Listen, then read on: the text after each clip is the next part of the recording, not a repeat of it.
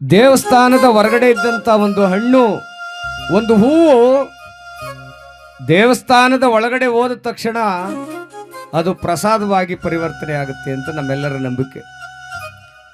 ಎಲ್ಲೋ ಬಿದ್ದಿದ್ದಂಥ ಕಲ್ಲು ಶಿಲೆಯಾಗಿ ಕಲೆಯಿಂದ ಅರಳಿ ದೇವಸ್ಥಾನದ ಒಳಗಡೆ ಹೋದಾಗ ದೇವರಾಗುತ್ತೆ ಅನ್ನೋ ನಂಬಿಕೆ ನಮ್ಮದು.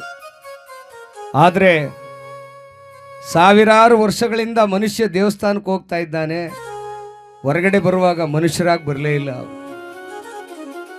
ಎಲ್ಲಿ ನೋಡು ಅಹಂಕಾರ, ಜಾತಿ, ಧರ್ಮ, ಮೇಲು ಕೀಳು ಅನ್ನುವಂಥ ಸಣ್ಣತನದ ಆ ಮನುಷ್ಯನ ಅಹಂಕಾರವೇ ಇವತ್ತು ಎಲ್ಲರನ್ನ ಕೊಲ್ತಾ ಇದೆ. ಒಬ್ಬ ರಾಜ 4 ಜನ ಹುಡುಗರನ್ನ ಕರೆದನಂತೆ.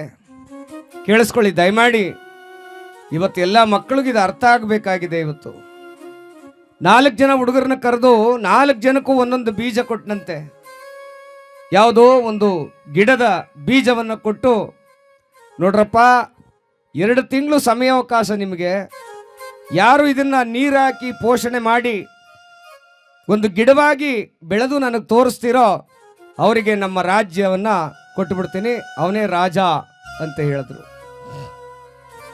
ಈ 4 ಜನ ಹುಡುಗರು ಬೀಜಗಳನ್ನ ಒತ್ಕೊಂಡು ಹೋಗಿ ಎಲ್ಲರೂ ಒಂದೊಂದು ಪಾಟ್ಗೆ ಹಾಕಿ ನೀರು ಹಾಕಿದ್ರು. ಆ 3 ಜನ ಹುಡುಗರ ಆ ಪಾಟಲ್ಲಿ ಇದ್ದಂಥ ಬೀಜಗಳೆಲ್ಲ ಗಿಡವಾಗಿ ಒಳ್ಳೊಳ್ಳೆ ಹೂಗಳನ್ನು ಬಿಡ್ತಂತೆ. 2 ತಿಂಗಳಲ್ಲಿ ಸಂತೋಷ ಆಗೋಯ್ತು. ಈ 4ನೇ ಹುಡುಗ ಇದ್ನಲ್ಲ, ಆ ಹುಡುಗನ ಅವನು ಕೊಟ್ಟಿದ್ದಂಥ ಬೀಜ ಎಷ್ಟೇ ನೀರು ಹಾಕಿ ಗೊಬ್ಬರ ಹಾಕಿದ್ರು ಕೂಡ ಅದು ಬೆಳಿಲೇ ಇಲ್ಲ. ರಾಜ ಕರೆಸದ್ನಂತೆ ಎಲ್ಲರನ್ನೂ, ತಗೊಂಬರ್ರಪ್ಪ ಅಂದಾಗ 4 ಜನ ಬಂದ್ರಂತೆ. 3 ಜನ ಕೊಟ್ಟಿದ್ದಂಥ ಆ ಬೀಜಗಳೆಲ್ಲ ಹೂವಾಗಿ ಮರವಾಗಿತ್ತು.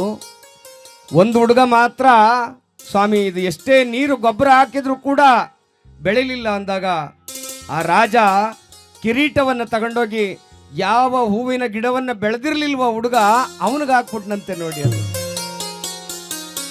ಈ 3 ಜನ ರೊಚ್ಚಿಗೆದ್ದು ಬಿಟ್ರು. ಏನು ಸ್ವಾಮಿ, ನಾವು ಇಷ್ಟೊಂದು ಕಷ್ಟಪಟ್ಟು ಹೂವಿನ ಗಿಡ ಬೆಳೆಸಿದ್ದೀವಿ, ಅವನು ಬೆಳೆಸ್ತಿರೋನಿಗೆ ನೀವು ಕಿರೀಟ ಹಾಕ್ಬಿಟ್ರಲ್ಲ, ರಾಜನ್ ಮಾಡಿಬಿಟ್ರಲ್ಲ ಅಂದಾಗ, ನೀವು 3 ಜನ ದೊಡ್ಡ ಅಯೋಗ್ಯರು. ನೀವು ಅವನೊಬ್ಬನೇ ಸಾಚಾ ಸತ್ಯವಂತ.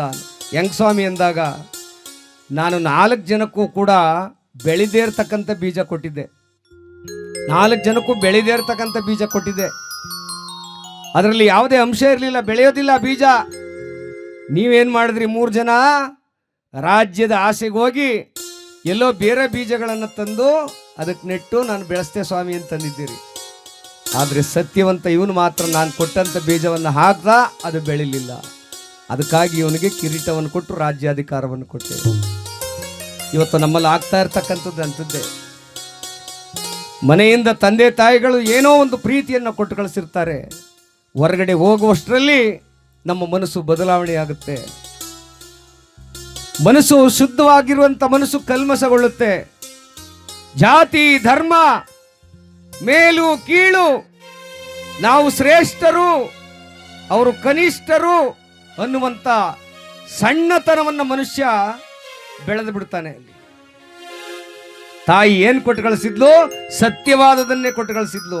ಆದರೆ ನಾವು ಹೊರಗಡೆ ಪ್ರಪಂಚಕ್ಕೆ ಹೋದ ತಕ್ಷಣವೇ ಅಹಂಕಾರವನ್ನು ಪಡ್ತೀವಿ, ನನ್ನದು ಅಂತೀವಿ. ನಮ್ಮ ತಂದೆ ತಾಯಿಗಳ ಹೆಸರನ್ನು ಎಲ್ಲೂ ಕೂಡ ಹೇಳೋದಿಲ್ಲ, ಅವರಿಗೆ ಪ್ರೀತಿಯನ್ನು ಕೊಡೋದಿಲ್ಲ. ಅದಕ್ಕಾಗಿ ನಾವು ಕಲಿಬೇಕಾದದ್ದಿಷ್ಟೇ, ಅಹಂಕಾರವನ್ನು ಬಿಡಬೇಕು. ಮನುಷ್ಯರೆಲ್ಲ ಒಂದೇ. ರಾಷ್ಟ್ರಕವಿ ಕುವೆಂಪುರವರು ಹೇಳಿದ್ರು ಏನಂತ, ಮನುಷ್ಯ ಹುಟ್ಟುವಾಗ ವಿಶ್ವಮಾನವನಾಗಿ ಹುಟ್ಟುತ್ತಾನೆ, ಬೆಳೀತಾ ಬೆಳೀತಾ ಬೆಳೀತಾ ಅಲ್ಪಮಾನವನಾಗ್ಬಿಡ್ತಾನೆ ಅಂತೇಳಿ, ಅಲ್ಪಮಾನವನಾಗ್ಬಿಡ್ತಾನೆ ಅಂತೇಳಿ. ನೋಡಿ, ಸಾಯುವಾಗ ಸಮಯ ಗಳಿಗೆ ಯಾವುದು ನೋಡೋದಿಲ್ಲ, ಈ ಜೀವ ಹೊರಟೋಗುತ್ತೆ. ಆದರೆ ಸತ್ತ ಮೇಲೆ ತಿಥಿ ದಿನ ಯಾರ್ಯಾರ ಹತ್ರನೂ ಹೋಗಿ ಕೇಳಿಸ್ತೀವಿ, ಸ್ವಾಮಿ ಯಾವ ನಕ್ಷತ್ರದಲ್ಲಿ ಸತ್ತಿದ್ದ ನೋಡಿ. ಬದನೆಕಾಯಿ ಯಾವ ನಕ್ಷತ್ರದಲ್ಲೂ ಸತ್ತಿರೋದಿಲ್ಲ, ಉಸಿರುವಾಗಿರ್ತದೆ ಅಷ್ಟೇ. ನಮ್ಮ ಮನಸ್ಸಿನೊಳಗಡೆ ಅವರು ಮನಸ್ಸನ್ನು ಕಲಹ ಮಾಡಿಲ್ಲ, ಮೆದುಳನ್ನ ಸರ್ವನಾಶ ಮಾಡ್ತಾ ಇದ್ದಾರೆ. ನಮಗೆ ಅದನ್ನ ಬಿಡಬೇಕು. ಈ ಭೂಮಿ ಮೇಲೆ ಮನುಷ್ಯರೆಲ್ಲ ಒಂದೇ. ಅದಕ್ಕೆ ಕರುಣೆಯನ್ನ ಬುದ್ಧ ಕೊಟ್ಟ ಮಾನವತೆಯನ್ನ ಅಂಬೇಡ್ಕರ್ ಕೊಟ್ಟರು.